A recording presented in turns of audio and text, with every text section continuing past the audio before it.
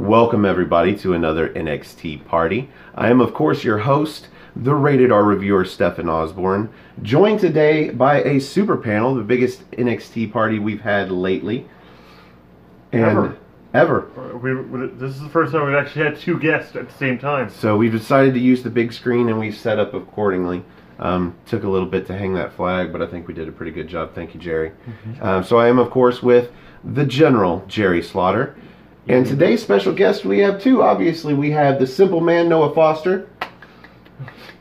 And the Duchess of No DQ, 1/3 of the ladies of No DQ, we have Cindy G. Yeah, absolutely. Golf clap. Welcome you guys. How's it going, Noah? Going very well. How are y'all? Doing good. I think we're alive and kicking. I'm getting over being sick, so if it sounds like it, it's just, you know, all that stuff going away. How are you doing, Cindy?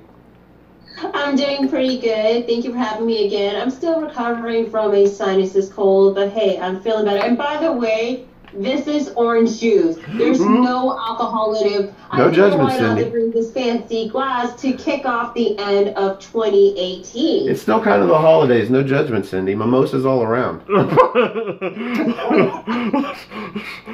It's like, sure, no alcohol. Well, we have another double episode of NXT UK to get through this week, and I think this is going to be the case leading all the way up until January 12th when we have our first NXT UK Takeover. It's going to be Takeover Liverpool. Yes, we will find out that announcement actually in another episode. No, I don't even think it's the first one. No, that's the first announcement. Yeah, first announcement of the entire night.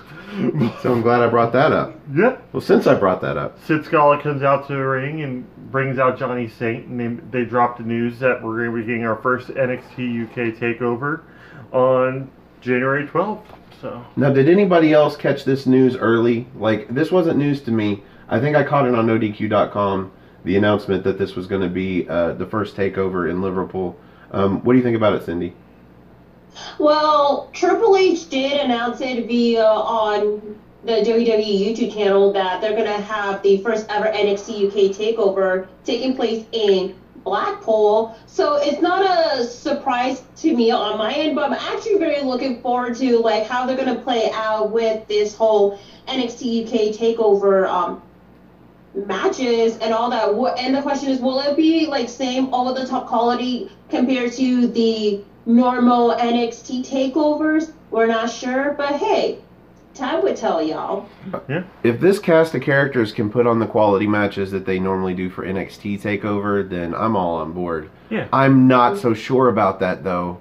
For one, some of the storylines and the feuds haven't had enough time to be developed.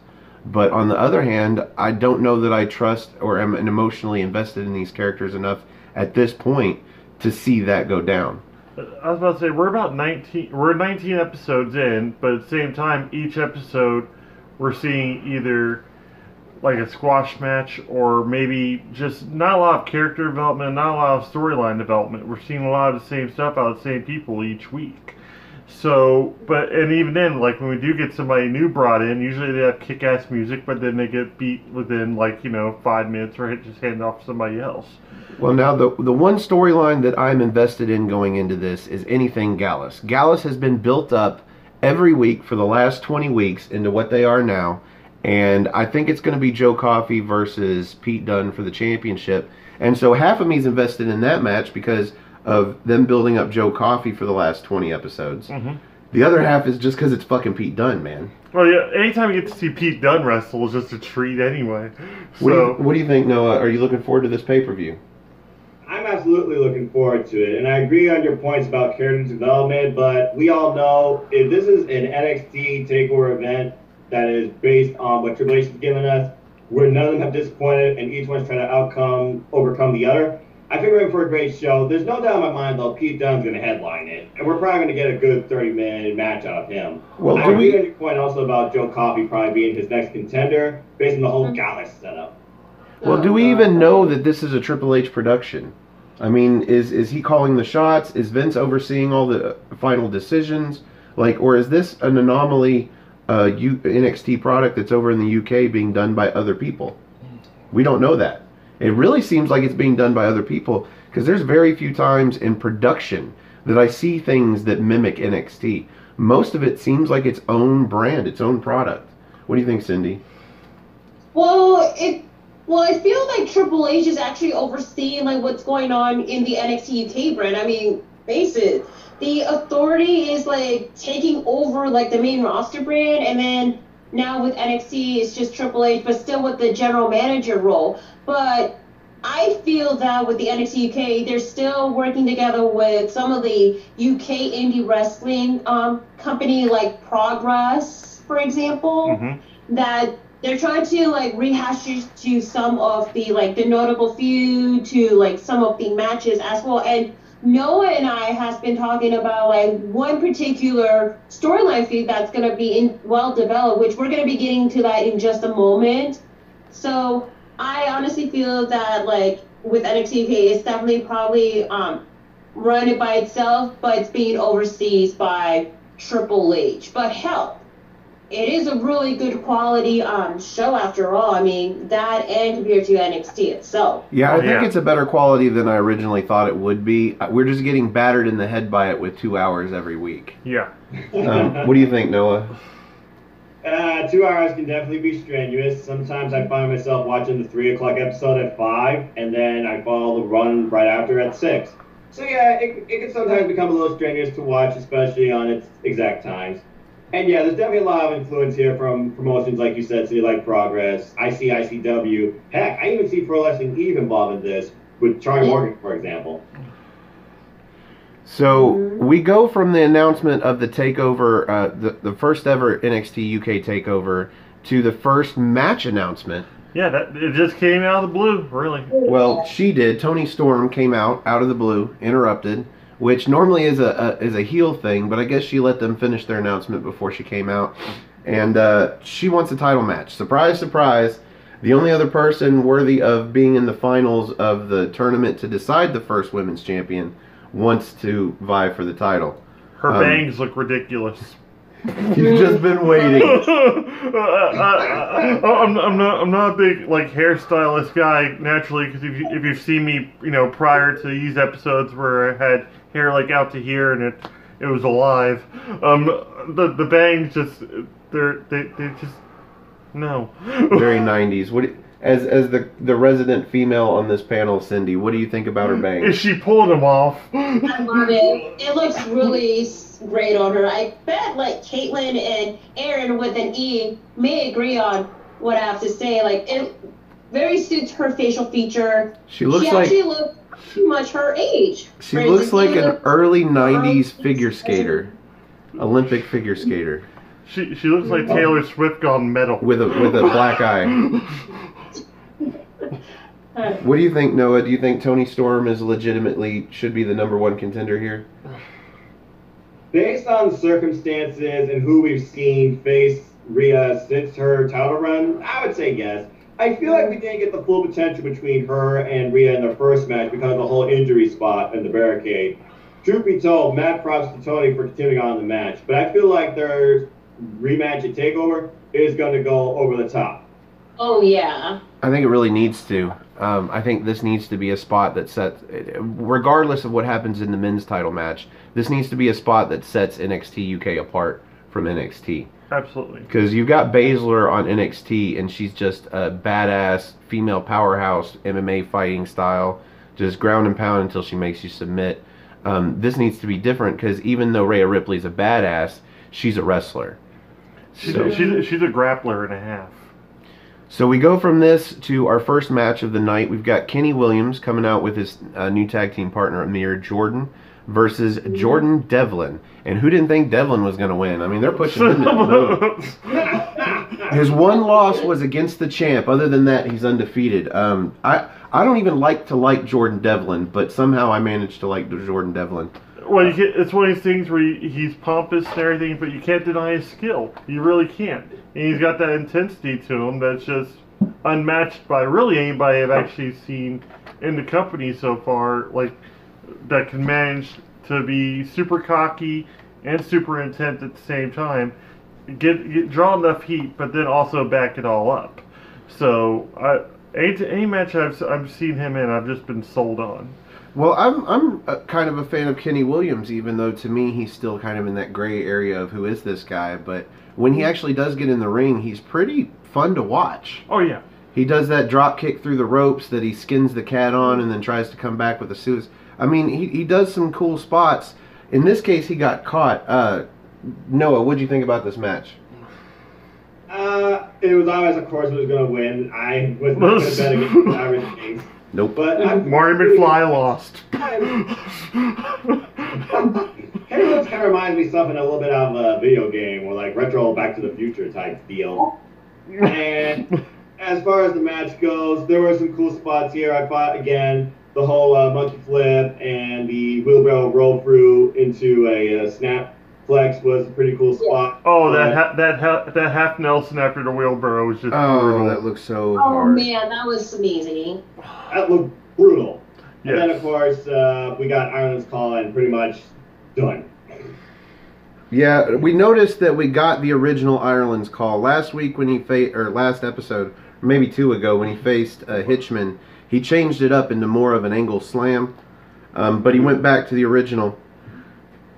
Maybe it's because of his weight. I think he had to adjust because the weight is the thing. Like, it's one of those moves that's already kind of weird to set up. But you have these guys that are usually not really thin, but like decent sized frame. And then you had like Hitchman, who's He's stout. He's stout. He's short, but he's stout. So we got all of Devlin's greatest hits. We got the Uranagi into the moonsault. Of course, in this case, Kenny Williams countered that one.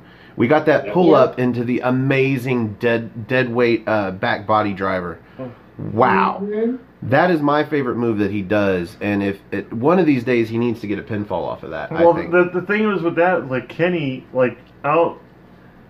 Kenny to me just sells very well in the ring. He makes everything look great. And with this ripcord backdrop driver thing that happened, it was just beautiful because he just caught him and then just dropped him around the back of his head. It was just wonderful to watch. It's too bad he's the baby face because Mir Jordan did absolutely dick for him on the outside. There was no reason for him to be there. Cindy, what did you think about this match?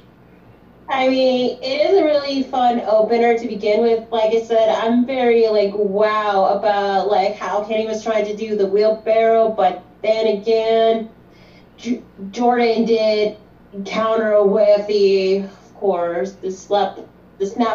I mean, I was like, wow, pretty amazed by it. But then at the finisher, that was a pretty brutal finisher on Jordan Devlin's end. So overall, it was a really fun match per se. But for Kenny Williams, I feel like he just needed to stay in just the tag team division with Amir Jordan because I think both of them would work pretty well. I mean, they're pretty good friends after all. But as a single competitor, it's just too soon to tell. That's just my personal opinion for that. But with Jordan Devlin, I mean, he is pretty much one of the top heels in the NXT UK brand. And his promo afterwards, spot on perfect, saying that he is just the Irish ace of the NXT UK. He just don't care about the losers and the posers.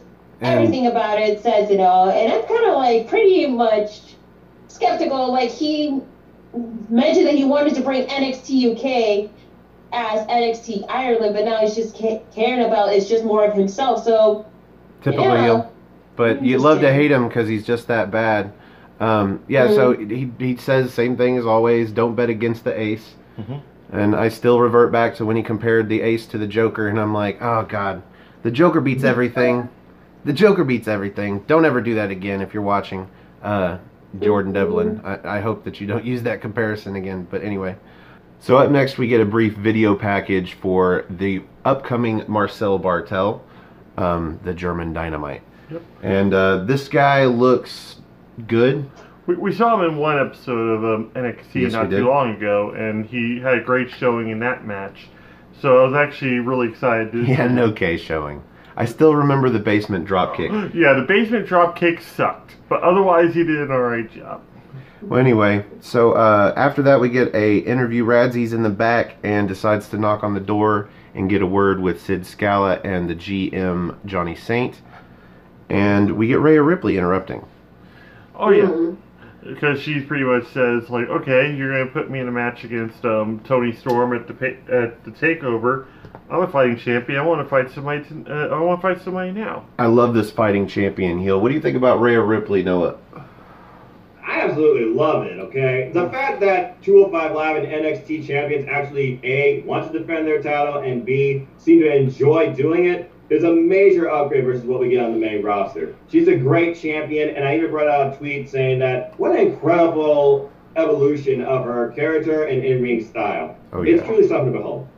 Yeah, that belt was made for her. What do you think about her, Cindy? I absolutely love her being a champion. Like, the moment she debuted at last year's Mae Young Classic as a babyface, long hair competitor, to now that she is the Mosh Pit Kid heel, it kind of sets like a whole 180 change of Rhea Ripley. And as I stated on the Evolution predictions video, because we all thought we'll see a NXT UK women's champion defending on that, but we were all wrong, and it kind of like brief a spoiler. But anyway, as I stated, that it feels pretty much a breath of fresh air to have Rhea Ripley having like her character change so much, because with her heel character, she can have any opportunity she wants.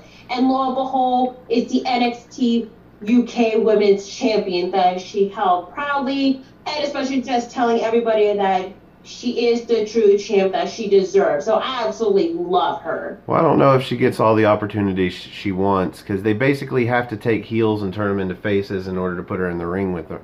Put them in the ring with her. With her, dude, I've already established it a couple times with you. She wears the belt well. Yep. And I mean that in a whole bunch of other senses. One, she looks good wearing the belt. She actually wears her around her waist. It's not draped over her shoulder. It's not being dragged behind her. She wears that belt, and she wears it proudly. It looks great. Naturally, it looks good on her too. But then also, she's a fighting champion. I think she's already had more like title defenses than Brock Lesnar did in like 6 months at one point. So it's one of those things where it's like, if you have a fighting champion like that, heel or not, I'm gonna respect you. But like with Rhea, she's not exactly going for like these quick victories or anything like that. She wants the best competition she can actually get. And you can tell that she's actually legitimately asking for it, versus like somebody like... She's not asking for it, she's demanding it. Yeah, so it's like, kudos to her. I hope she she is like the female Pete Dunne here. Well, we get a near immediate response to this. Sid Scala and Johnny Saint go into the office very briefly. For like 10 seconds. Yeah, they come right back out and they're like, you know what, we've got somebody debuting next week and we're going to put her in the ring for the title. No, it's not for the title. It's a non-title match, isn't it? No, it was for the belt. It's It was for the belt. Yeah. Oh, wow. So, in your debut match, you get a title shot, whereas Isla Dawn had to win some matches to get a title shot. So, I don't like that. But other than that, we find out Deonna Perazzo is going to face Rhea Ripley in the next episode, which we will be reviewing shortly. So obviously we've already seen that, but we won't give away the spoilers just yet. Up next we get a match to basically put Eddie Dennis back on a winning streak. We get the Jobber and Dan Maloney. Yep. Mm-hmm. Great music. Music. That's all me and Noah can say about the guy. Great music. But we don't even get a match. No, we don't. Actually, we get a little bit of a match going, but then, like, he gets tossed to the outside, and all of a sudden, Dave Mastiff shows up and just gets, more or less gets Dan Maloney disqualified. Yeah, so Eddie Dennis wins by disqualification, so technically he gets his win. What do you think about this match, Noah? If you can call it a match. Right. It was pretty good as soon as the bell rang. I liked the fast start by Dan Maloney. There was a float over, and then we had like a judo type throw, I think they call it. You had some chops, forearm apron spot. Then what happened? Dave Mastiff. Yeah. Yep. What do you think, Cindy? It was a pretty good standard squash match, but what I like about it is after poor Dan Maloney got disqualified, you saw him was kind of like blaming Dave Mastiff for his for his L, but then all of a sudden you saw Dave Mastiff just try to eye on Eddie Dennis, and that's when he attacked Dan Maloney just to send a clear message to Eddie Dennis that that's going to be him getting these hands, regardless for that. So I like the whole, like, what Dave Mastiff is doing just to send a clear message to Eddie Dennis that he's going to be the next person that he wanted to beat once and for all. So after the it's just like your typical standard match, like what Noah said. Yeah, so after the match, basically we get Dan Maloney is pissed about the fact that he got disqualified by Mastiff, and so he takes exception, but Mastiff is just like, whatever, forearms him,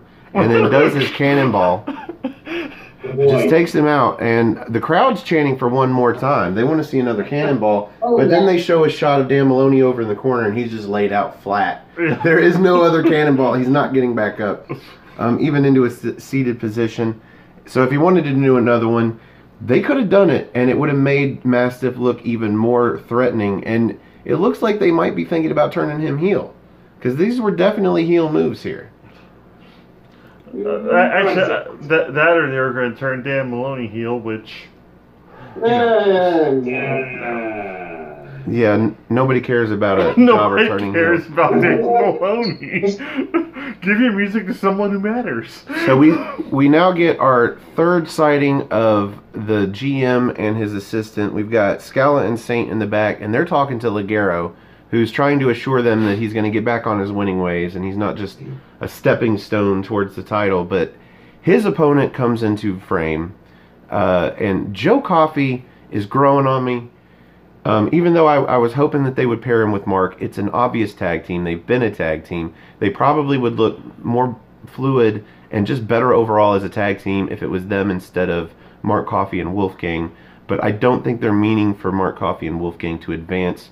But we do get the announcement here that they are going to face Mustache Mountain. Not next episode, but I believe the one afterwards. Yep, 2 weeks. In 2 weeks' time, we're going to see that match. And they're calling it the semifinals? Yep, semifinal match. So we're already in the... So basically, we're going to get 4 teams. This is going to be one match. And I think they hint later that the next match is going to involve Liverpool's number 1. Zach Gibson. Yeah, Zach Gibson and his partner James Drake. I'm not sure who their opponents are going to be. But basically, we see them making it to the finals and Mustache Mountain going over Gallus.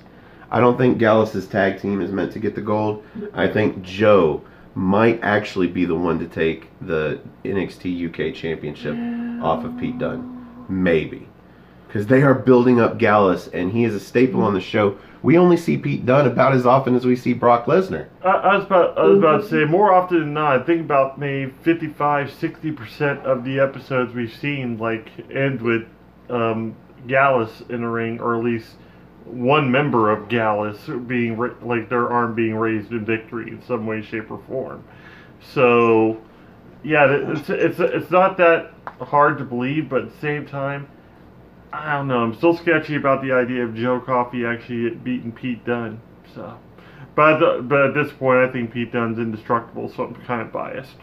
So, Noah, who do you think's coming out of this on top? Mustache Mountain, or are we going to see Gallus move on to the finals? I don't see Gallus getting all the gold. So at this point, based on what I'm seeing, I would have to go with Mustache Mountain to go forward. If anything, I see Joe Coffey, like you said, possibly winning the UK title, but that's a very small possibility in my opinion. I don't see Pete Dunne losing the title, honestly, till the next takeover after that. Maybe the takeover before WrestleMania even. Well, that'd be pretty great. Yeah. Who do you even build up for that, though? I don't think there's anybody on the NXT UK roster right now, other than maybe Zach Gibson.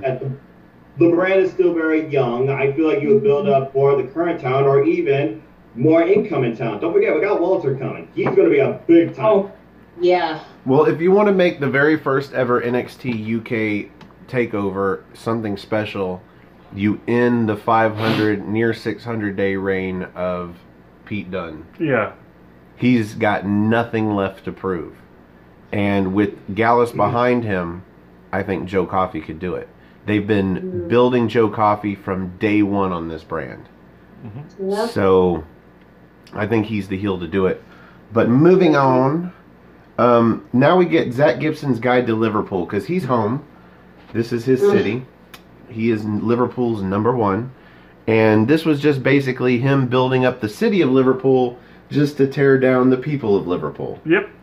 Say he's Bunch of entitled say he's brats. say he's one of the pretty much the best thing in Liverpool, or at least the best person. And once he started getting famous, they turned their backs on him. Classic heel, classic heel. What'd you think about this guide to Liverpool, Cindy? Well, I feel like I'm watching another episode of a Travel Channel where it's not just They didn't go very far though. Of his hometown. Well, he's just telling him he is the best out of Liverpool. But the only thing I just pay attention more is about the crowd, how they chanted, or they're holding the shoe. Because remember the infamous chant: "If you hate Zach Gibson, throw your shoe." Hold your shoes up or anything shoes like up, that. Yeah. Shoes up. If you hate Zach Gibson, shoes up. If you hate Zach Gibson, shoes up. And they use his full name. If he had a middle name, they would use it. Because I keep saying, they don't just hate Zach Gibson or his character. They hate him for who he is. Even his hometown boos him. That's what I'm really liking about the dynamic between him and James Drake. It's the fact that they're almost like the Jay and Silent Bob of NXT UK at this point, because you have Zach Gibson, who just does not shut up and is just universally hated, and then you have James Drake, who just is a silent partner more or less. You think on the pay-per-views we'll finally hear James Drake say like a couple of words or tell a really meaningful anecdote? Or the microphone get put over towards his way, but then Zach will just kind of put his just snatched away, or just do the talking for him. So he's kind of like the disciple. He kind of gives me that vibe. Remember Hogan's disciple back in the NWO? Yeah. Just his facial expressions kind of give me that same vibe. Yeah. He's pretty much like the I'll say it almost like the whipping boy, because he takes a lot of the punishment in their matches, but at the same time, yeah, they've got an awesome tag team dynamic to them. Well, he's not supposed to be as good as Zach Gibson. What do you think about this segment, Noah? The guy I thought it was pretty entertaining, but basically he's just putting himself over the entire city of Liverpool and the people. Liverpool doesn't need Zach Gibson. You sound Jamaican. He sounds like Joe Coffey. He's kind of speaking as slow as Joe Coffey moves. He talks even slower. The only difference between Joe Coffey speaking and Zach Gibson speaking, Zach Gibson yells, so he makes sure you hear him. Well, he yells because the audience is usually booing over top of him. Well, I mean, you gotta get your voice over somehow, even with a microphone, right? Mm-hmm. Yeah, I thought it was pretty entertaining, but bottom line, this is just about putting himself over while minorly mentioning James Drake. But bottom line, they're saying they're going to be the champs, and they are Liverpool. James did a lot of nodding during the whole thing. He's like... Yeah. So, next up, we have a tag match. We've got Tucker, the man with no first name, no last name, I'm not sure, and Jack Starr's Jobber Team Central right here. I mean, I don't know if it gets more jobber, but then Saxon Huxley and Tyson T-Bone come out, and I'm like, well, there's another jobber team. What are they doing here? Cindy. Yeah, can I add this real quick? If you guys know the recent report that this is actually Tucker's final NXT UK appearance, because not too long ago, he is one of the names that has been released from NXT.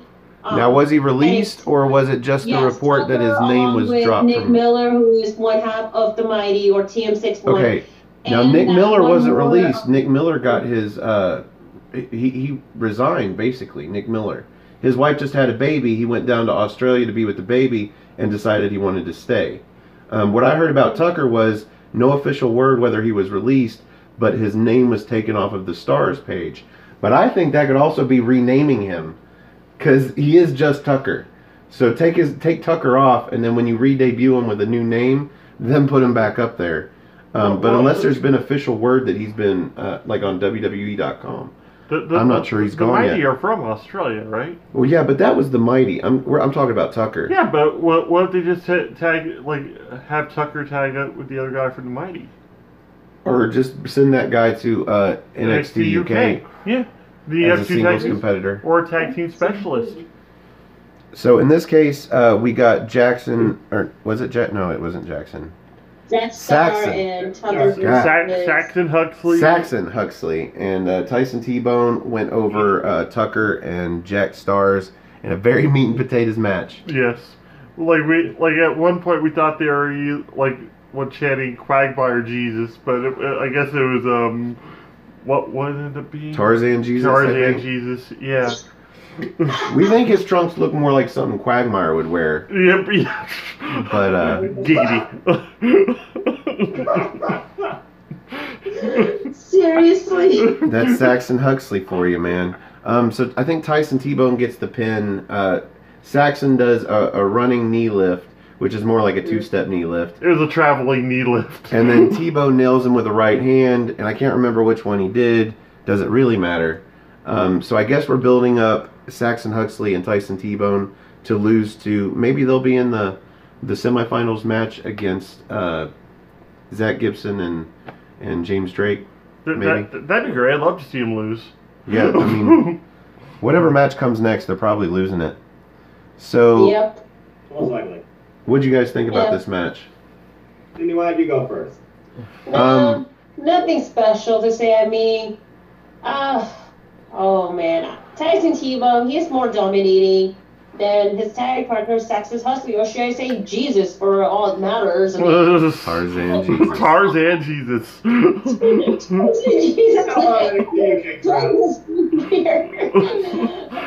Yeah, it's just your typical squash match from a jobber tag in particular, but not much to say. But as far as like if they're going to be qualifying for the NXT UK tag teams, pretty much you're probably going to lose to Gibson and Drake. Mm-hmm. So maybe that's why they got the win, just to bump them up to the quarter or the semifinal spot to lose. I wouldn't be surprised. They're absolute filler for the tournament. Is what they are. They are fodder. What'd you think about this, Noah? I mean, it was literally a typical squash match. The biggest highlight was literally just the combo tag team moves at the end when you think about it. I think it was like... and even then, that was weak. No, wait. There was double midsection shots, like a knee shot, and then you had that brutal right fist. I don't know, maybe... That wasn't brutal. Oh my god. I think... Lacey Evans' woman's right is more powerful than Tyson T-Bone. Lacey Evans, I don't know. Bottom line, meh. I don't see him going much further, if further at all. I know he's kind of like the revival of singles wrestling, that Tyson T-Bone. He does nothing special in the ring, but come on, if it's going to be your finisher, that is the base move. That is the first move that you change when you're creating a character on a wrestling game, is the single punch, and it was weak at that. So let's move on to something more interesting. Doesn't get interesting immediately. We've got Radzi interviewing Isla Dawn, who is boring the shit out of me as a babyface. Yes. What about you, Cindy? What do you think?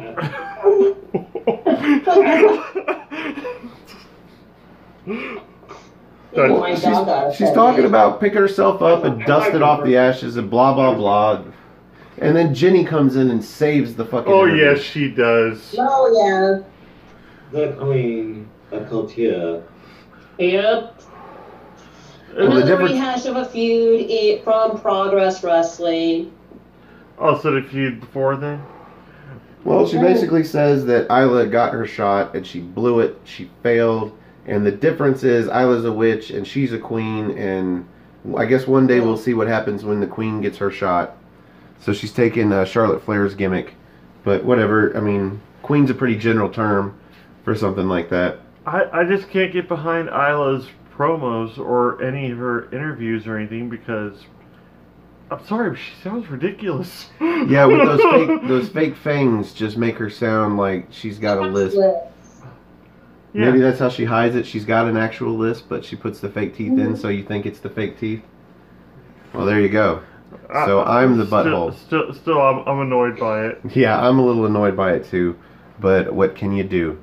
Roderick at least worked on his. Now it's barely even noticeable. You know? Well, this is obviously heading towards a one-on-one match between Isla Dawn and Jinny. I'm hoping Jinny wins. She gets pushed to the main event. We'll see her versus Rhea Ripley. She'll lose, of course, but it'll be another contender. Unless Toni Storm gets the belt off of her. I hope that doesn't happen. Rhea needs to hold it for a while. In which case, we'll have that could almost be like a number one contenders match with and have Jinny be a new number one contender. As far as I'm concerned, Rhea can hold it forever.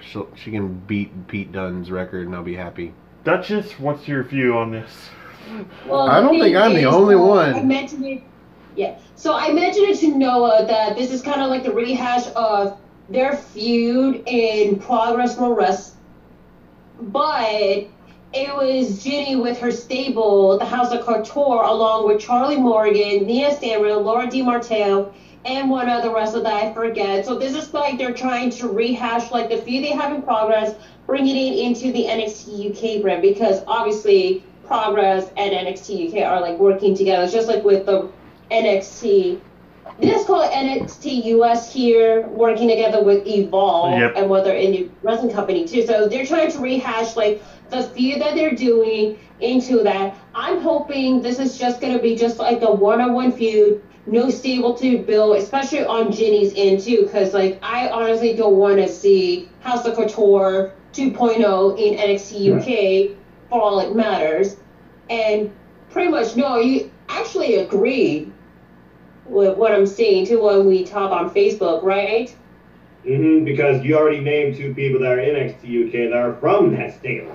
Now, that would happen, who would you put Isla Dawn with? I mean, if Toni Storm, for example, gets the title, I mean, the only one we know right now that Isla Dawn gets along with is Toni Storm. But do we need another 6-woman feud or 4-woman feud? Well, this guy over here was trying to put in, while we were watching the show, he was trying to put Toni Storm in the stable with other girls, so she'd be like a 3-woman band, something like that. And I'm like, who would you put her with? There's nobody like her. And if you create 2 other superstars like her, then you're watering down her gimmick. Let's not do that. 1-woman band or nothing at all. Just come out looking like she got punched in the face every day. Just bangs in a black eye. That's her gimmick. Bangs in a black eye. So I think I would to that legitimately. So try something else. I think what works very well with this NXT UK brand is bringing those kind of storylines from, like you said, from the Progress. Thank you. Because you've got much of that crowd goes to those shows. Yes. And so they are aware of this feud. They appreciate good wrestling. Well, not only that, but they can get behind it when they see it in the ring because they've got an emotional investment in this feud that comes before you even bother to put it on NXT UK television. Yep. So I dig that. I like that they can play off of that. I don't think it's going to last for too long. Obviously, they're trying to build up some of their own characters and storylines and feuds and whatnot. Nothing has come near what they've done with Gallus. But that is my shining star. That's what I'm holding my hopes on. That we get more groups and more feuds and more stories that are built like Gallus has been built. Yeah. So next we get, speaking of Gallus, Ligero versus Joe Coffey. Yep. And Joe Coffey comes out and smugly, maybe, or maybe he's just that confident in a heel way, he sends Mark Coffey and Wolfgang back to the back. He's going to do this on his own. And we appreciate that. That adds a layer of story to this match. This is the main event. Yep. So I figured Joe Coffey was going to win. Yeah, pretty much, in my opinion, too. Like they've got him steamrolling over opponents, more or less, just to the inevitable match between him and Pete Dunne at this point. I believe him and Mastiff are the only 2 left that are undefeated. Yeah, I think so too. So I've got quite a few notes on this, but I will get to those. First off, let's go with Noah. She went first last time. What did you think about this match, Noah, this main event? The winner was obviously called, but that's not why we're into wrestling, because we already know wrestling's predictable. We're into it for the action. Both men delivered. We like watching the build up to the result. The story. Both men delivered. There are a lot of great spots here. I enjoyed Ligero's over-the-top rope maneuvers. I think one of the craziest spots, and Cindy, you and I discussed this earlier, was the attempted sliced bread off the steel steps, countered into what they call a pounce. I call it a spear interceptor because he just drove that boy into the barricade. Yeah. And honestly, Ligero never fully recovered from that. There were some other crazy spots with a butterfly airplane spin, I guess you could call it, into a butterfly snap suplex and another near fall. There was, I believe, suspension, like suplexes that were countered with knees to the forehead. There was a lot of good stuff here, but I'm not going to say everything, obviously. Cindy, why don't you give us your take? Well, it is a pretty amazing match. Both guys did deliver it, but one of the spots I'm very impressed from Joe Coffey is when he delivered the power bomb to Ligero, then transitioning to the Boston Crab.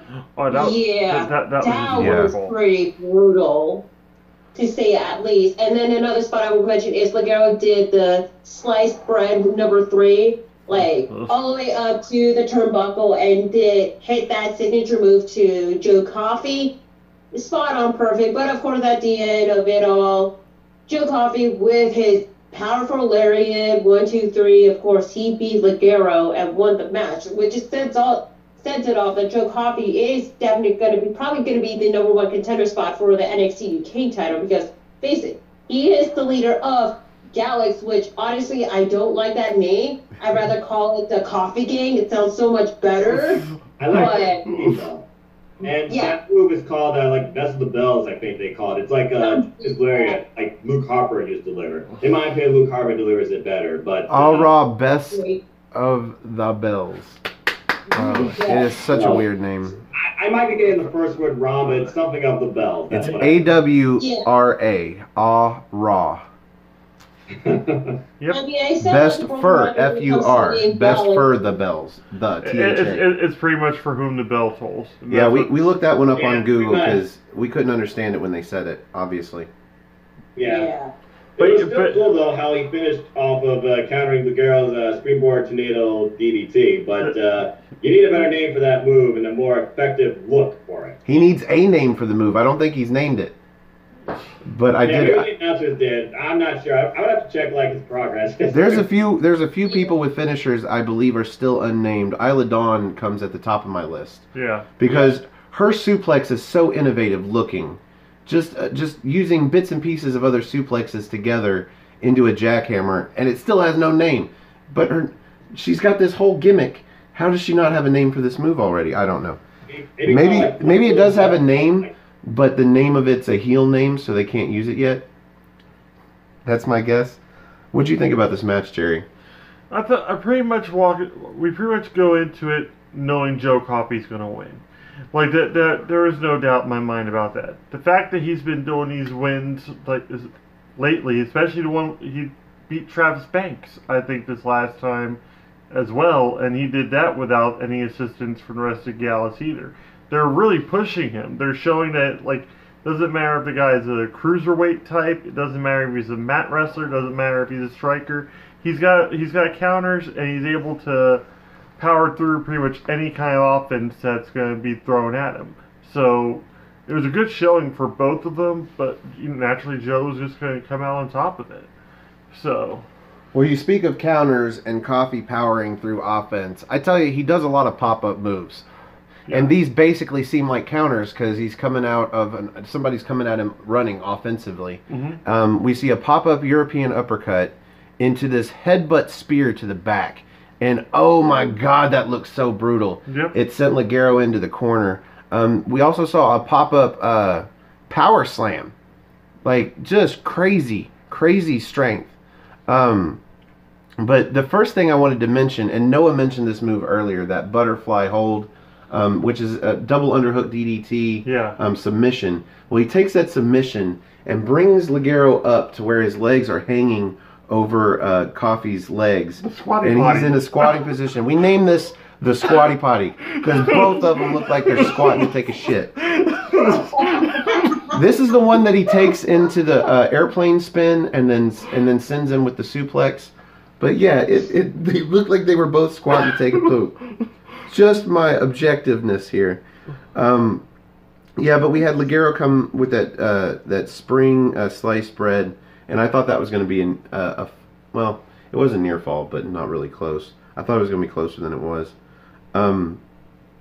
So I think the finish happens here when Joe Coffey grabs the mask, and he takes Ligero into the top turnbuckle, grabbing by, I guess, the horns. And grabbing Ligero by the horns. He goes up top, and I guess Ligero tries to get a Frankensteiner on, but this is where Joe counters the Frankensteiner, comes down and power bombs him, turns it right over into almost a Walls of Jericho. Yeah, the Austin Crabs. Yep. Yeah. But Ligero makes it to the ropes, and then we had Joe counter a springboard tornado DDT. There was a couple of spots in there where he went for his finisher, that discus lariat, and it got blocked. And I thought he was going to do like he did his last match, where he came in right-handed, gets blocked, but then spins around with the left hand and catches him. Well, that one got blocked too, so suddenly I'm like, well, maybe Ligero is going to win. No, he goes for that springboard DDT and gets clocked out of midair. Yep. Just rocked, and you know that's the pinfall. One, two, three. It was very reminiscent of Shawn Michaels and Shelton Benjamin with the Sweet Chin music. It wasn't that pretty. Oh, nothing will ever be that pretty, but it was reminiscent. If you say so. I thought it was brutal, but I wouldn't compare it to that. But yeah, that comes to the finish, and I think we've all gotten our words in for this match. Any final thoughts, you guys? Well, hold on. Well, since we're going to be doing final thoughts and whatnot, Let's just go tie it in. We'll go ahead and tie it into our 5 spots of tea. How we rate the matches here. Got my tea here. I'm guessing since it's only proper and we're gentlemen here, we'll let the lady go first. 5 spots of tea. What are you thinking? For just the main event. For just the main event. Awesome. Well, I would say I'm very impressed with a couple of spots from both gentlemen, especially with Joe Coffey himself, but with his a lot of counters and a lot of spots that he put, one hell of a match. To rank, I'm going to give it kind of like a 4 spots of tea. But to honor Kayfabe Candy Ass, 4 out of 5 goth babes. There you go, 4 out of 5 goth babes. If we can ever get him on the show, I promise you we will change our ridiculous spots of tea into goth babes. He'll wear a mask like Ligero. I don't care. If I can get him on the show, I will change it to goth babes. Just for him, just to get him on the show. Noah Foster, the simple man. In your simple opinion, where do you rate this main event? It was a match of power versus speed. We saw some awesome spots and some brutal near falls, and we already called the win. But I enjoyed the match. Cindy, I agree with you. It's a 4 out of 5 for me. Okay. So for me, it's always about the story, and they told a decent story of, again, the powerhouse versus the high flyer, and we actually got some spots out of Ligero. I think the last time I saw Ligero in the ring with more of a powerhouse, it was kind of a boring match. You didn't see so much out of him that you would have thought. In this case, I mean, he did a plancha over the top rope to the outside, I think. Yeah. Might have been through the middle rope, but I think it was over the top. He went over the top. Over the top. I mean, this match was full of spots for him. It was full of power spots to make Joe look good. Joe got the win. That's what needed to happen. I'm going to agree with all or both of you. And by the look on his face, possibly all 3 of you, I'm going to go with 4 stars. There's really no, everything about this match, it seemed like it was just well balanced, because you had like you said, the speed, like it's been said, the speed of Ligero, and you've had the pretty much Joe can match up with anybody at this point. I'm really thinking that, like, he can combat any style, and that's really cool, and that's something. I don't think he can combat a fellow boring style. Because without a smaller guy that's really fast, those pop-up moves that were so cool looking, he wouldn't be able to do those. I was about to say, he wouldn't be able to do those against Mastiff. Yeah, another style like his own, where it's slow, methodical, and quite frankly boring, I don't think he'd put on such a good match. But against Pete Dunne, abso-fucking-lutely. Like, the intensity alone in between those two will actually, like, carry that match. But for this one, I'm actually going to have to go with you guys on this one with 4. Because just look at this match where he faced his brother at Fear and Loathing 11 through ICW for, like, what was it, the Zero G Championship. That'll tell you right there what he can do against a guy similar to him. It was a great match. We'll have to check it out. So, 4 stars for all 4 panelists. I believe we actually agreed on 3 stars for NXT last night for earlier. I guess, for the main event there. So this has been an odd day. I'm honestly surprised all 4 of us agree. I almost want to change my rating. Just to be different. But Well, you do have a different outlook, so I say go for it. No. It's don't easily be a dick. easily 4 stars. I wouldn't give it an extra quarter star off of the back of a great show because it was a decent show, but not great. Yeah. But the match itself, perfect for what it was. Not a perfect match, not a perfect story, but great nonetheless. 4 stars. So that brings us to the end of this episode of the NXT party for NXT UK episode 19. We'll be up very shortly with episode 20. In the meantime, any plugs, Cindy?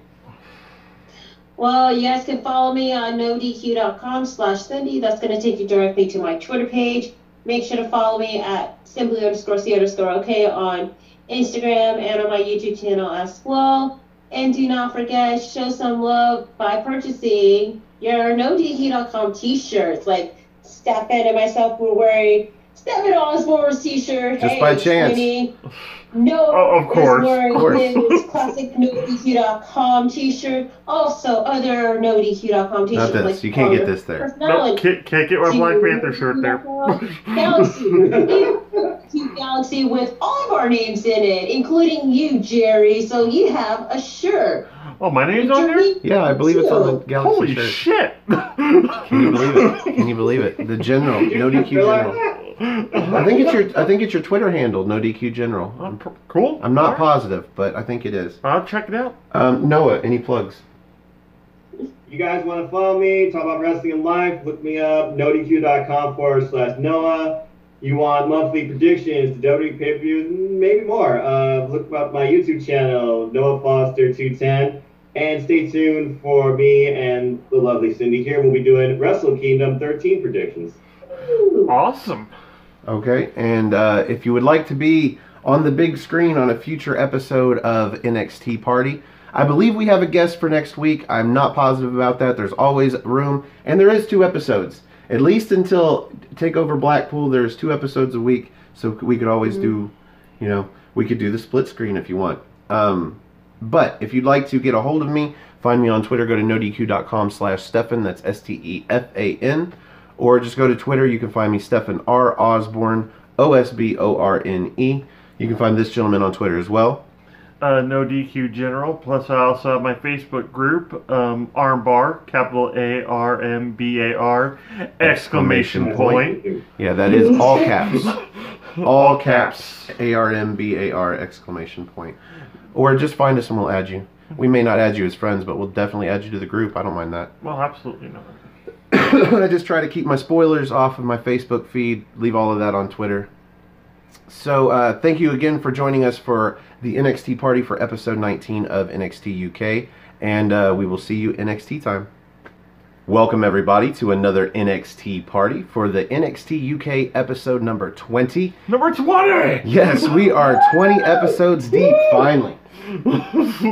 I am, of course, the Rated R reviewer, Stefan Osborne, joined as always by the General Jerry Slaughter. Evening wrestling fans. And tonight, again, as we did with episode 19, we have a 4-person panel, the biggest NXT party that we've had to date. Yep. And so, first up, we have the Duchess, 1/3 of the ladies of No DQ, Cindy G.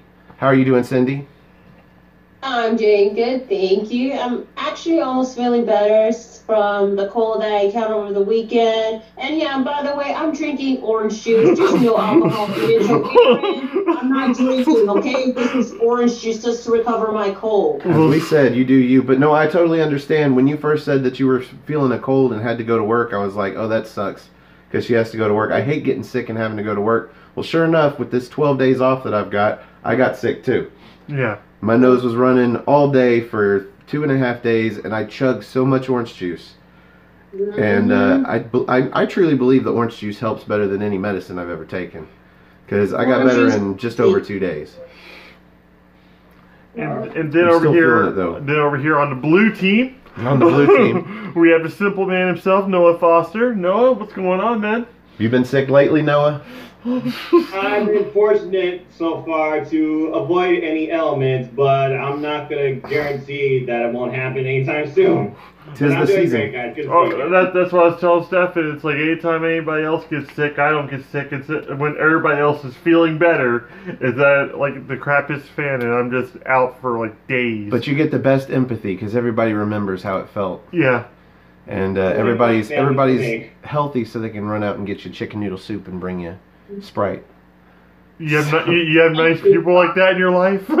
So on to... No, that's me. I would have to run and get it for you. Oh, thanks. So on to episode 20 of NXT UK.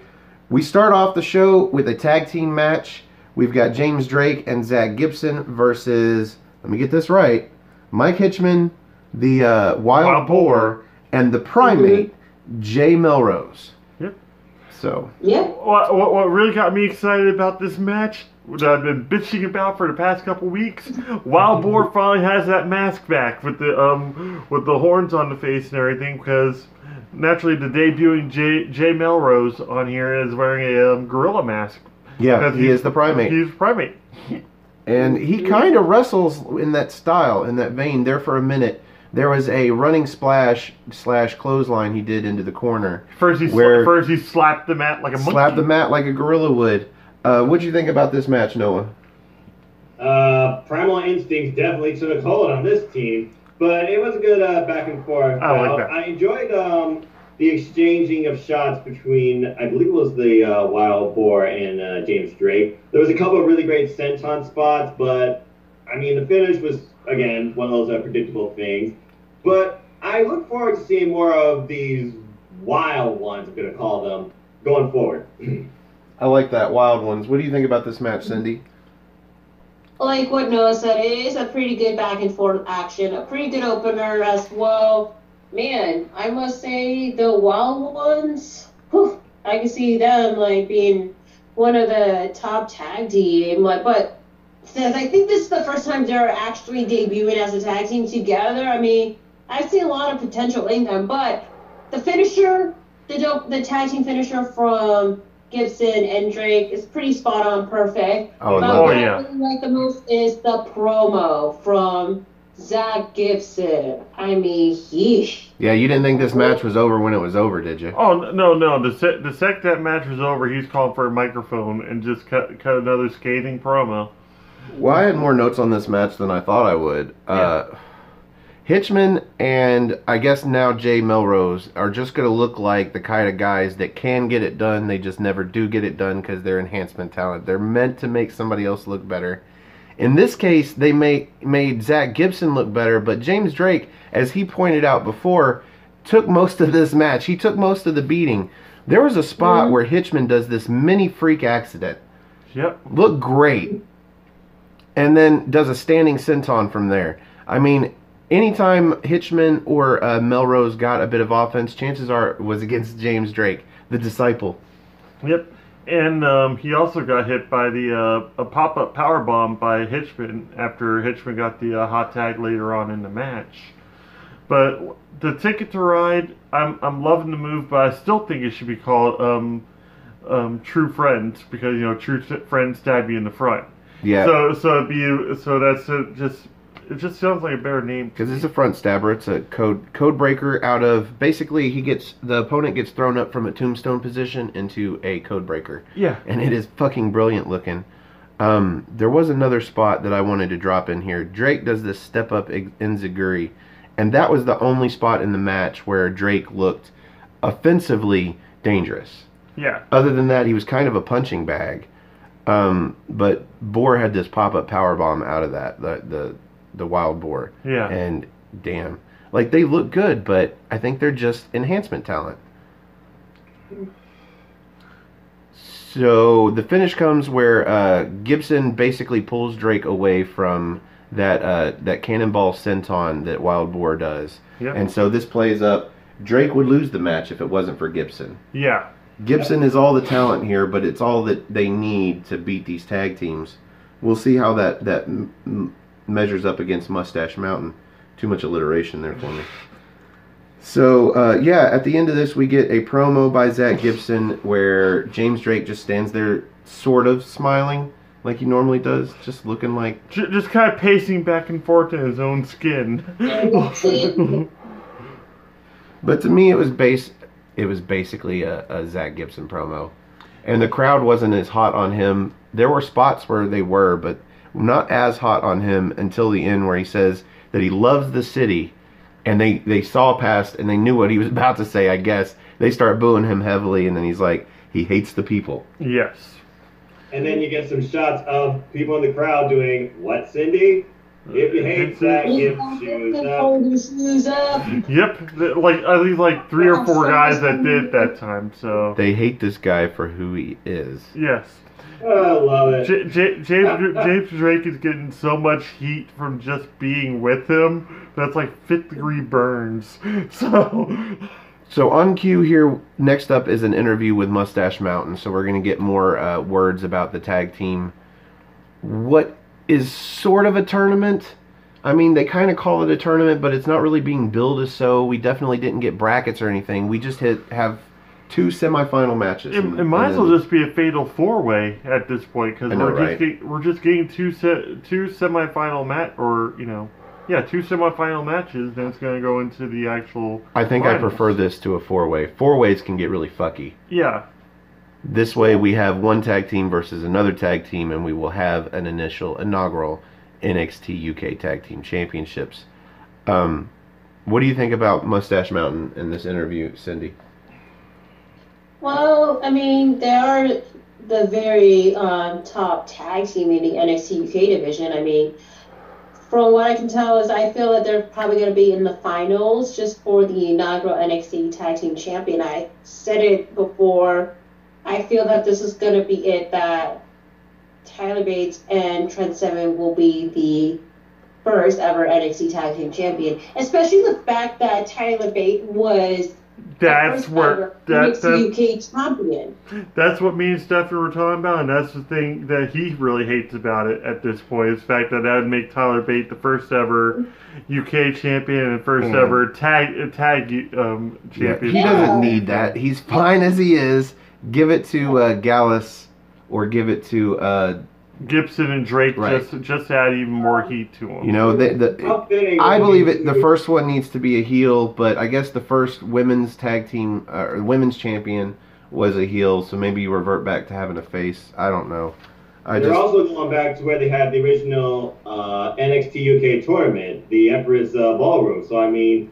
Hey, Tyler Bates won the tournament there. It would be fitting if Mustache Mountain, I guess. Yeah, it's just way Trent kept on saying that too. He's like, you've made some memories there. It's like hint, hint. It's just way too fucking predictable to put the titles on Mustache Mountain first. It makes the whole idea of having even a 3-match tournament stupid, because Mustache Mountain was the only tag team to come in to NXT UK as a tag team, established through NXT. Yes. Let alone the fact that, I mean, everything else, even if they were tag teams before, they've been built since. Even the Coffey brothers aren't a tag team. It's Mark Coffey and Wolfgang. Yep.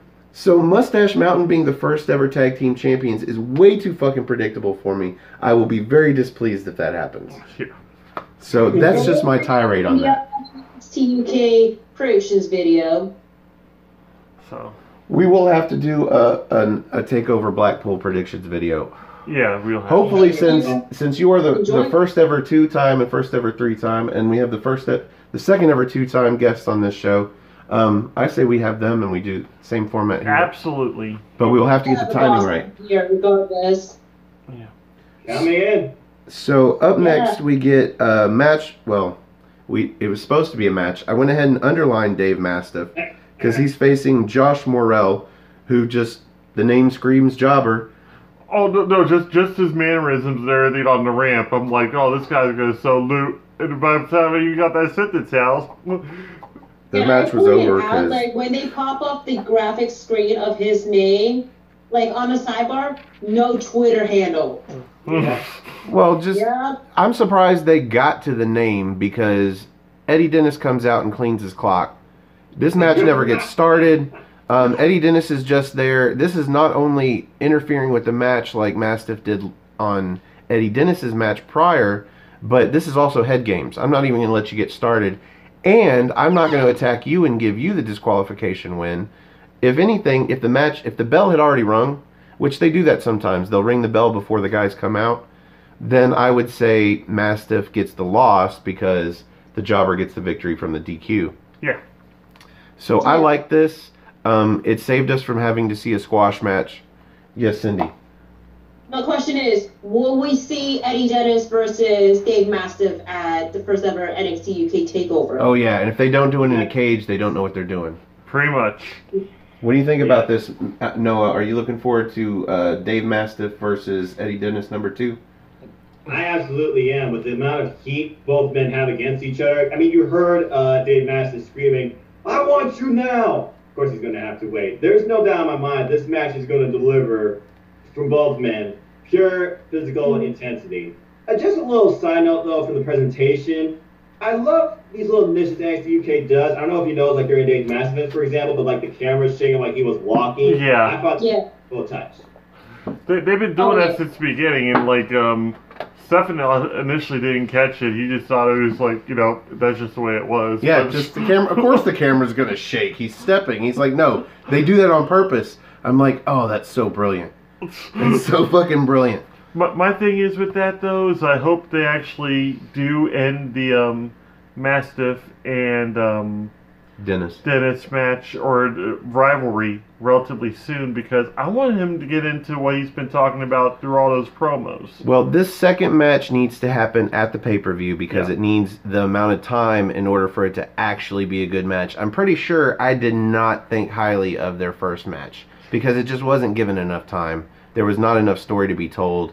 In this case, you've built up this rivalry past the win, and there's more heat, there's more anger between the two of them, and I'd like to see a 15-minute match in a steel cage between these two at the pay-per-view. That'd be really I'm great. just hoping this doesn't result to, oh, you got one win, I got one win, we're going to get a rubber match. I don't think this feud needs that. Who knows? If Eddie Dennis gets the win back, and it's a heel victory, you can almost go either way, because since Mastiff is a babyface, he wouldn't necessarily want his redemption. You know, he just lost a match, time to move on. It's usually when the heel loses that they get pissed off about losing and come back for a third match. Yeah. So I say it's a 50-50 shot. If they pull off a really good match at the takeover in Liverpool, then I don't know that I would mind a third match. I just want to see something longer. Mm-hmm. So, yeah, I'll decide whether I want to see a rubber match later. If, in fact, Eddie Dennis gets the win, you never know. You could see Mastiff getting 2-0. So next we get a sort of a video promo. Joseph Connors basically becoming Cassius Ohno. Yep. No. Pretty much. He actually says like that he's already felt scratched and discarded by the NXT UK. So now they're getting all these shiny toys, so he's more or less going to break the shiny toys. Yep. So, and they'll be all scratched as well. He is coming off as jaded, he's coming off as unappreciated. He's pretty much coming off as their own little version of Raven, which I'm going to go ahead and say right now, the arena that they're at for these past two shows, very reminiscent to me of the old ECW arena. Yeah, the Liverpool Olympia. Yeah, it's just very reminiscent, just the way it's set up and everything. Even the ramp just screams old ECW. And I think that's one of the reasons I like these two shows that we had tonight so much, is the fact that they're just, the arena itself is a character. So I really liked it. So what did you think about Joseph Connors, Cindy? Not surprised that he's going to be one of those heel characters that feels underappreciated per se, but the only thing that's going to pop into my mind that who's going to have a feud with him, one person that I'm very high of, Travis Banks. Simple as that. I could see that. That'd be a great feud. Be a great feud and a series of great matches, I think. Throw in maybe a tag partner here and there. Although Joseph Connors hasn't had the best luck with tag team partners. He tends to stab them in the back. He just needs somebody that can win at the level that he wins, because they seem like they've built up Connors as a pretty big deal. And so it's a little weird to see him already, you know, playing the I've been forgotten thing, because I mean, he's basically won every feud. He's been in, what, 2 feuds? Yeah. With the tag team and then against his tag team partner, and he's won both. So, I mean, what's there to complain about? But I dig him. I dig him in the ring. His finishing move is awesome. And his red jacket's hideous, but otherwise we're good. But if he's going this route and the video package is all dark and black and shit, maybe he's not going to come out with the red velvet and the sparkly gold anymore. Let's hope. But other than that, I like Joseph Connors. His name is kind of, bland, but he's a good wrestler, and he's got a good look. He's got an awesome move set. He's got that intensity to him. He reminds me kind of like Paul Burchill, but like when he was in his Ripper gimmick for a while there. He's just super intense, and now with this whole like entitled gimmick that he's pretty much doing at this point, I think it's gonna go pretty well. So what'd you think about Joseph Connors here, Noah? Pretty good promo, interesting delivery and setup. I really hope they're not trying to turn him into a Cassius Ohno, but I think Travis Banks would be an ideal opponent. Even though I don't think he really mentions much of him, he mentions more like the Mod Father, Mark Andrews, etc. Yeah. So we'll see what this leads to. Well, speaking of Mark Andrews, up next we get a match. It's him versus the debuting to NXT UK, Marcel Bartel, and he has got so much poise. Yes. He is a William Regal clone. He is so good. There's a spot in there where he takes a bump or a kick or something, and he's up on the ropes, and just the sour look on his face is pure Regal. Pure Regal. I have flashbacks of like early 90s WCW William Regal when I was watching this match. And just the poise, like you said, the wear down submissions, the small joint holds and everything. He's so meticulous with everything he was doing. It was fantastic. And that basement drop kick that we hated so much the last time he tried it, it's back, but like Andrew sells a lot better. Well, they knew what camera not to put. Yeah, they knew what camera angle not to put it under. Did you guys see this basement drop kick where Mandrews was hung up in the ropes, and he does it, but when he lands, he's already in the fetal position. Like there's no drop kick to it. He just lands, and from the very side it looks terrible. But they at least got it a little bit better, and I guess he's safe. Mm-hmm. Give him that. He's working a little safe. Let's maybe not knock you off the ropes to the outside where you don't know where you're going to land. Right.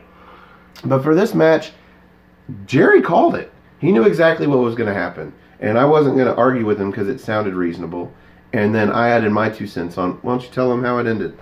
Fabian Eichner shows up, causes a distraction, and lo and behold, actually, like he gets in the match. I was about to say, Mandrews ended up getting thrown out to the outside, and sure enough, gets hit like against the barricade instead of the steel steps this time with that running knee, thrown back into the ring and finished off. So, but why? Other than the fact that Fabian Eichner kind of has this loose feud right now with Mandrews and Flash Morgan Webster, the man with 3 names.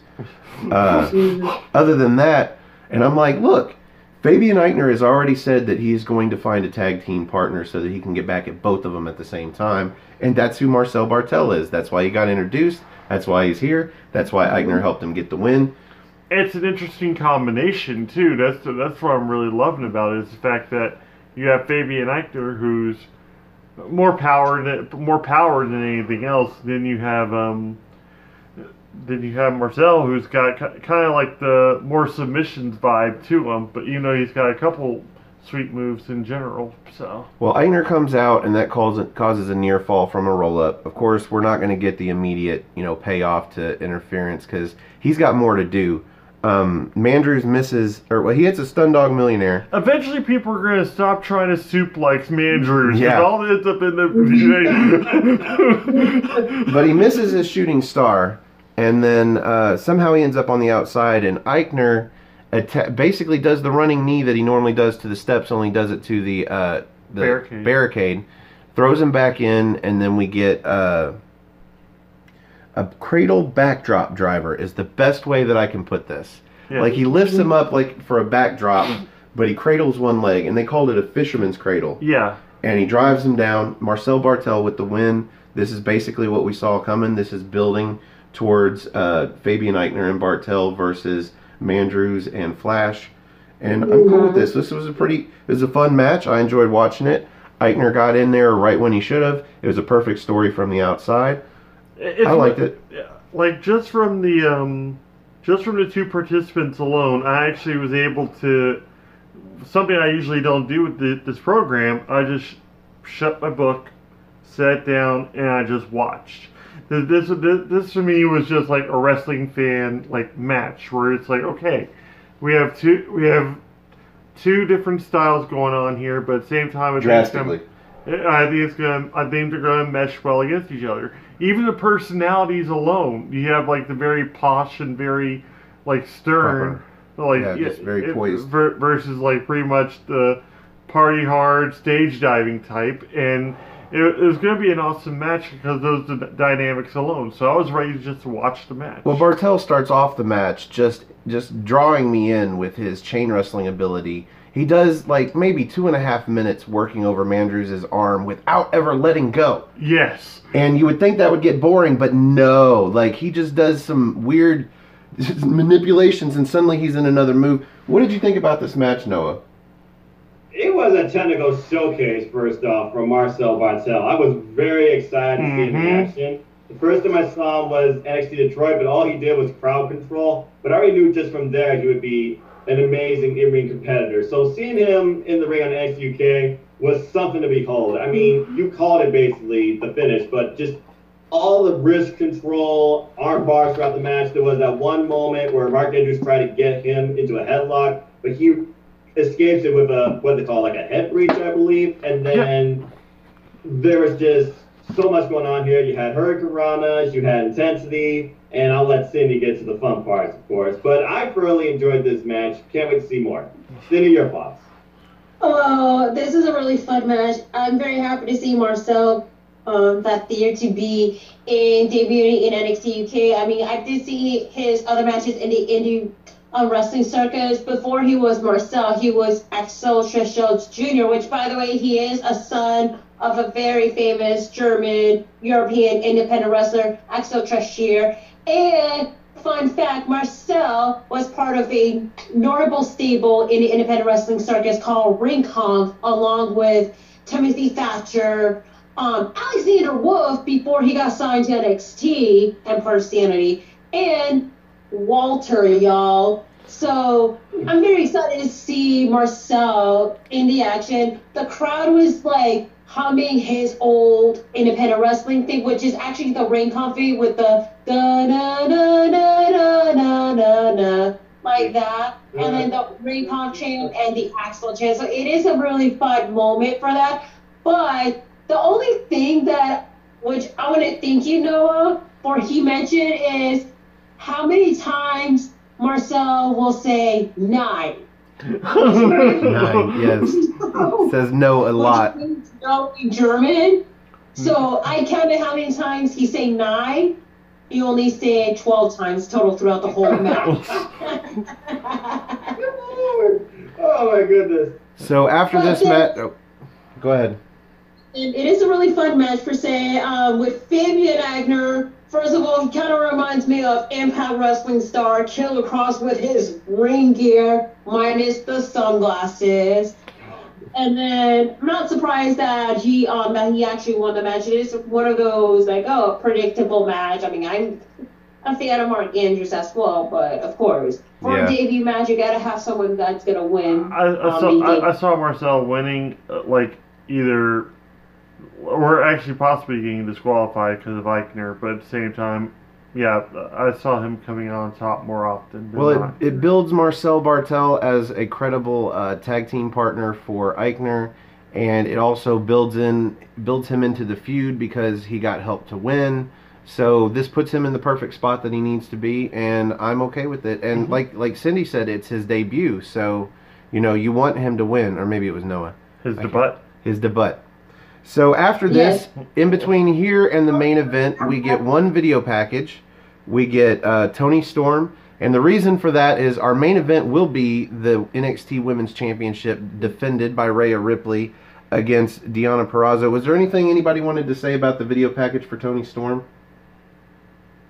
It was nice. I mean, it basically drew back to what that promo she gave on the previous episode said. She loves NXT UK. She wants to make it be known as the, and I quote, best brand in the world. And basically she talked about how it all started for her going through WWE Evolution. Here's where I am. Tony time. So yeah, it was Toni Storm. Yeah, Toni time. Oh, I really hope that doesn't catch on. Do you have any notes about this this video package, Cindy? Well, it is a pretty nice promo for that. But I just wanted to also mention later on about the whole Deonna Purrazzo NXT UK debut, because I know we're going to have a lot of questions about, you know, why is Deonna Purrazzo in NXT UK? She's an American and all that stuff. We'll get into that later on during the main event. Yeah. Well, we'll go right into the main event. Deonna Purrazzo challenges Rhea Ripley for the NXT UK Women's Championship. Oh, we also we got a small video package that I think you missed with Travis Banks. Oh, he's gonna be returning next week into action. He's re-returning. Hey, Cindy, it's Bob's Burgers with a wrestler. He's re-returning. Oh, I hope they do this. I hope he comes back for a match or two, gets injured, and he has to re-debut. And then he gets injured again. You know, just kayfabe injuries, little things that keeps him off of the show for like 4 episodes, and then we eventually get the 4 re's before the debut. Oh, that would be brilliant. Change his background and just have the Bob's Burgers banner, the re-debut of Travis Banks. Instead of the Kiwi bus, also re-bus. No, don't. You gotta skip the third. You gotta skip the third one. You don't want to call him a re anything. That's an old '90s. Yeah, you don't want to use that term. It's a new age. We don't say that around here. You don't go forward hard. So my first notes about this women's championship match are about Deonna Purrazzo. She puts Rhea Ripley in this impossible tie-up. She like a fetal position tie-up, face down in the ring, and just. I'm supposed to believe that Rhea Ripley can't get herself out of this. She gets very weakly basement drop kicked out of this tie-up, and suddenly I'm like, okay, what's going on here? Who is this chick, Deonna Purrazzo? Well, the first thing that happens in the whole match after the bell rings, just running pump kick right to Ripley. It takes her completely off guard and goes from there. That's what I really like about matches with Rhea Ripley. It seems like she goes into the match confident as hell, ready to fight and everything, but seemingly completely underestimating her opponent to the point where she has to kind of work her way back up into the match. She learns on the job and still manages to get the victory. Precisely. She takes some punishment here and there, but at the same time, I think it's more of a strategy of hers than anything else. Let them either wear themselves out so she can actually find the reversals of certain things or where their strong points are. Well, she is super young, so this story is told through her age alone. Just the fact that everybody she gets into the ring with now, probably, she is learning how to fight them while she's fighting them. Yeah. So I like that story, but that is a very minor spot in this match. Cindy, what did you think about this match overall? Well, first of all, I just wanted to say this. I know that we're going to get some comments and stuff saying, why is Deonna Purrazzo debuting NXT UK? She's American, all that. Well, first of all, she's actually Italian descent, so she is Italian-American. It's just like with Drew Gulak compete in the This Year's UK tournament because he has a Jewish background. So I just wanted to throw this out there. So it's really nice to have NXT bringing like other stuff from NXT that has like a European roots to European, Australian, New Zealand, or Canadian roots. Oh hell, we may probably gonna see Aaliyah in NXT UK very soon. Well, even still, I don't think there should be a cutoff that you have to be non-American to show up on NXT UK. Obviously, don't give the title to her because that would really get some people's panties in a bunch. Yeah. But I think it's okay. If you're going to have NXT UK stars on NXT, then let's have some NXT stars on NXT UK, even if they are American-born. Who cares? You're going for a good product. If anything, it'll draw more heat towards the American athlete. It's like, you don't belong here. This is our promotion. This is our place. You don't belong in here. So what did you think about the match itself, Cindy? Overall, well, I'm very impressed with the match. I mean, especially the way it starts out with Deonna started to attack Rhea right away with that kick, and then followed by a press of her Karana. Yep. She knows that she's in for a fight. I mean, she is I'm gonna botch it so hard. Fuji our bar specialist. Fujiwara armbar? Yeah, that. Thank you. I cannot pronounce the life of me. I can even say the New Japan Pro Wrestling Stars, but not the signature move. But okay, it's just me. But yeah, so she's putting on a great fight. It's great to see like she's putting a lot of dedication into this match, especially just for her debut. I don't think I saw the Fujiwara armbar out of her. I did see a Koji clutch. Oh, that Koji clutch was something of beauty. Yeah, it was awesome looking. And Rhea ends up countering into a near fall, so she had to kick out of the clutch. But that was pretty cool looking. It was reminiscent to me of something that ties up your head, much like the not the Cobra clutch, the Anaconda Vice. That's what I'm saying. Thank you. I was about to say she set it up just like Punk would for the Anaconda Vice and just only the leg went through. Yes. Instead of around. Oh my God, it was beautiful looking. What did you think about this match, Noah? I thoroughly enjoyed it, and like you said, as soon as the bell rang, ding, boom, pump kick, and then Perazzo took full control. I mean, there was head scissors, there was arm guard takedown. You had a little bit of drip manipulation, shades of Pete Dunne almost when you think about it. Yep. We had to regain control until the apron spot where she just dropped her face first. Yeah, we had an electric chair drop, face first across the apron. It's a face plant, yep. Yeah, face first to the apron. And then you just had straight up aggression by Rhea. That was kind of a little bit of a back and forth for a while. Rhea regained a lot of control when she had Now slow down. You're glancing over probably 5 minutes of this match.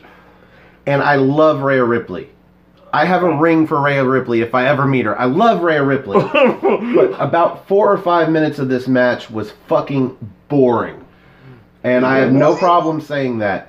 It was Rhea Ripley on top, and I believe she's growing into her heel persona. But there comes a point where the ground and pound and the ground holds and things like that, you got to step away after 2 of them and do something to entertain the crowd. Because I was not entertained for probably the meat of the sandwich of this match. But then at the end, all was better. All got good. Well, yeah, I saw body scissors, for example, and it with her being held by her ribs for a while. You were kind of bored by that section. That's probably what the only hold that I'm ever enthralled by is that inverted cloverleaf. Yeah, that inverted cloverleaf. That is just beautiful looking. But other than that, just wasting time. But I don't know. Maybe Perazzo's normally a heel, so she doesn't have those babyface comeback spots. She had a few spots. We have to get to this big spot right here. The German suplex out of that corner. Oh, holy shit. Well, even before that, Perazzo, she did a running senton off the apron on the outside. Yeah. She came up, and I think she had caught Rhea coming in. She caught her with a flatliner into that Koji clutch. Yeah, that was just beautiful. And she counters that superplex. Yeah, this is the spot you're going for. She counters the superplex, goes through, tries for a powerbomb. She doesn't get the powerbomb, but turns around, climbs up onto the bottom rope, and German suplexes the shit out of Rhea Ripley. Yes. They call it an atomic superplex. Atomic Germanplex, I think. Atomic German suplex. Yeah. And then she gets this, as if that wasn't enough, she gets this, I called it a hair whip, because she executes it the way that Maurice does a DDT, where she would whip her hair. Oh, yeah. But she sets up like for a Uranagi, but she throws the Uranagi into an overhead suplex that she holds. It was so beautiful. You actually had to say, what the hell was that? Yeah, we backed it up 3 times to watch it, and then they replayed it, so we got to watch it 4. It was just so quick and so fluid. Like if you blinked, you almost missed it. I blinked the first time and missed it. I don't know if he did or not, but he appreciated it more fully when I backed it up. Yeah. But then after I guess, sorry, go ahead. I was just saying, pretty much after that, we were kind of like in the thick of the, towards the end of the match, where we just had beatdown angle by Deanna in the corner. Well, I saw this as frustration. She hit that beautiful suplex, and she got a near fall, but not a pinfall. Now she's frustrated. She goes in to start beating up on Rhea Ripley in the corner. In that frustrated mode, she gets backed up twice. On the 3rd time in, how do we get a corner? Face to the middle turnbuckle. Yeah. That's about the end right there. The Italian Temper came out, and that was the end of it, pretty much for me. Riptide, up handle, cover, game over. Yep. Cindy, any other thoughts from you? About that. Oh, sorry. Match. I mean, I'm not surprised that Rhea Ripley did her Riptide finisher at the end. So, but what's so funny is that, like, afterwards, like, she got the title, and then she started to beat down Deonna once again, just to show, sending a clear message that she is still a champ. Until, lo and behold, Toni Storm came out, and then she was rushing to the ring, and that's when Rhea went out of the ring. Yeah. Just to make a scene. So yeah, looks like that's didn't take any punishment, didn't go for anything, just got the hell out of the ring. Yeah. Yeah, and Tony checked in on Deonna and shake hands. That's it. Well, this is setting up for an eventual match at the pay-per-view at TakeOver Liverpool between Rhea Ripley and Toni Storm. Yeah. So I'm good with it. You've got the main event that ends the show promoting the title match at the pay-per-view. Makes all the sense in the world. It's better than just having Rhea Ripley win and stand there with the title. You move things forward a little bit. Mm-hmm. So I'm all in favor of that ending, and I think it actually makes the entire match, the entire main event, better. Even though I don't think they need to give the belt to Toni Storm, I think Rhea Ripley needs to be a powerhouse and a fighting champion that always wins.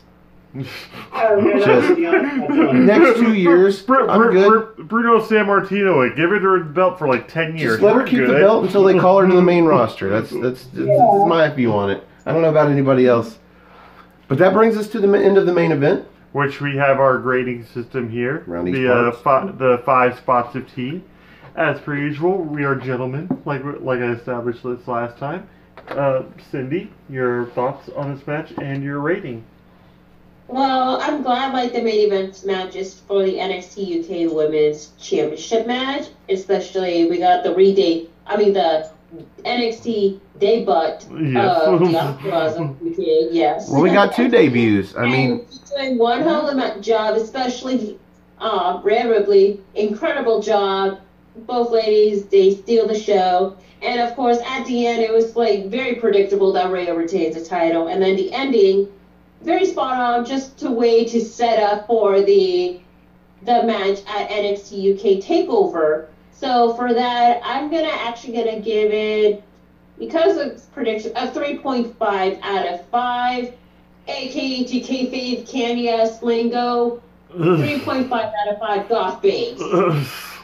Gotta get those goth babes in there. Now, what about you, Noah? Out of 5 spots of tea, where do you rate this main event? Well, again, I don't look at it for the outcome because we all knew that was going to happen. I look at it from where you stand from. We're looking at setting up towards TakeOver. I'm looking at what both women brought. It was a good debut for Perazzo. There was some nice spots there. I like the whole folding up Deonna, the after spot though. I thought that, the Atomic German Suplex spot was pretty sweet. That reverse Texas Cloverleaf is always brutal. Both women brought it. It had its moments where it felt a little slow, but it was still a pretty good match for me. For me, it's a 3.5 because I know that this could have gone farther. Yep. Well, it was given all of a week's build-up with a person that's debuting, so there's not even an emotional attachment into the challenger. So you get what you get out of that. What did you think about this, Jerry? Well, that's my feeling about it too. Is the fact that they had already announced that Toni Storm was going to be going against Rhea Ripley for the belt, and very seldomly do you ever see a swerve anymore lately, where all of a sudden the title changes hands, and then you have a whole new title match going on at a pay-per-view.